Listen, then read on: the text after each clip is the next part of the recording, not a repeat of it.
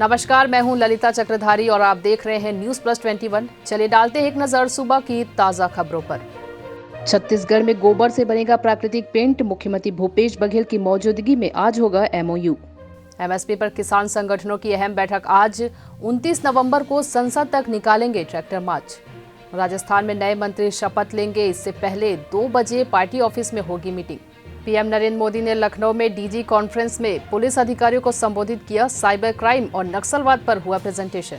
भारत और न्यूजीलैंड के बीच T20 series का तीसरा मैच कोलकाता में खेला जाएगा।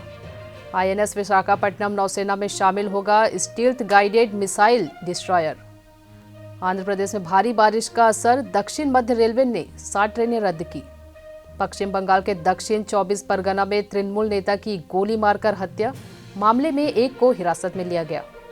2 दिवसीय दौरे पर आज गोरखपुर जाएंगे सीएम योगी। पीएम आवास की देंगे सौगात।